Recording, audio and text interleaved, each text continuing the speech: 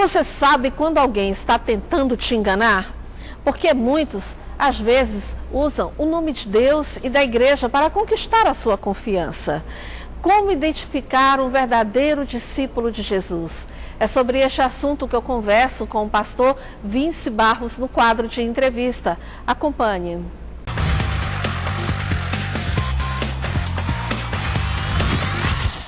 O que é ser discípulo, então, de Jesus? É uma pergunta muito boa também, no sentido de que as pessoas têm uma informação que é importante ser membro de uma igreja evangélica, ou então, já falamos um pouco sobre isso no outro tempo, mas Deus quer salvar pessoas e Ele faz isso em qualquer lugar.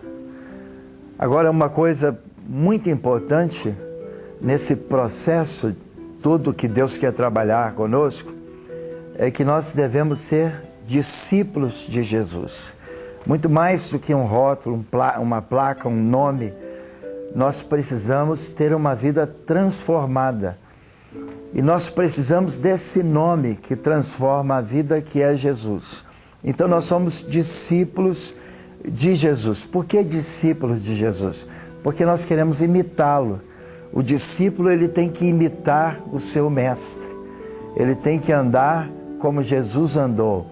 E isso vai realmente tocar em toda a nossa vida, que é a questão da verdade, é a questão de comprar e de pagar, de ter um nome limpo, de não dar cheque sem fundo, de cumprir com a palavra. Quando eu empenho uma palavra, eu cumpro. Então, de não ter malícia, maldade, de não ser mentiroso, de não praticar a mentira ou não falar a mentira, pelo contrário, falar a verdade, de trabalhar e ajudar as pessoas necessitadas.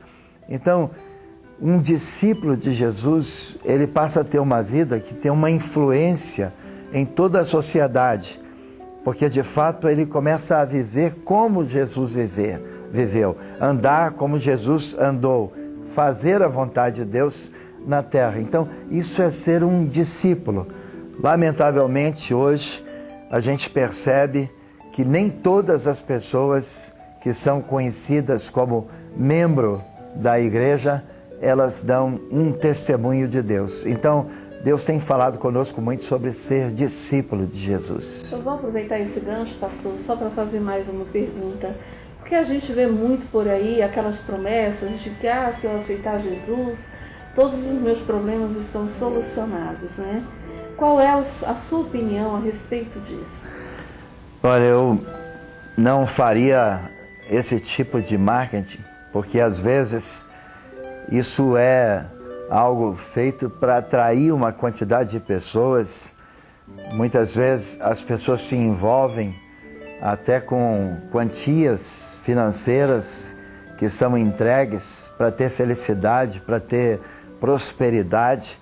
Mas eu diria que quando Deus trabalha na vida de uma pessoa, então é bem provável que começa um processo de arrancar tudo, de arruinar. Eu estou me lembrando de um versículo em Jeremias, que ele veio então para arrancar, para arruinar, para tirar, mas depois para plantar e para edificar. Então tem um processo que não é propriamente esse processo de prosperidade. Eu creio que a experiência com Cristo, ela vai desencadear uma crise e não propriamente uma quantidade de benefícios. As pessoas apresentam o benefício, mas a gente começa pela crise, porque quando você tem que abrir mão de uma quantidade de coisas que eram hábitos, que são totalmente comprometedores, então você tem que ter uma vida em santidade.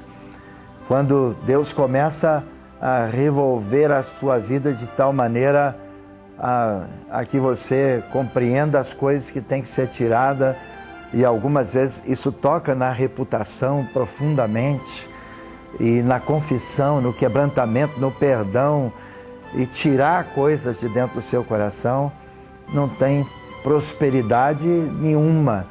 nesse início da vida cristã? Eu diria que tem um gozo.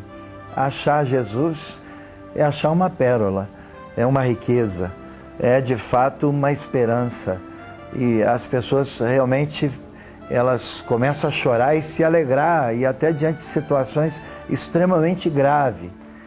Agora, tem um processo que Deus começa, e essa questão da prosperidade, ela pode até vir, mas não é algo que a gente tem que fazer como propaganda, porque não é uma propaganda.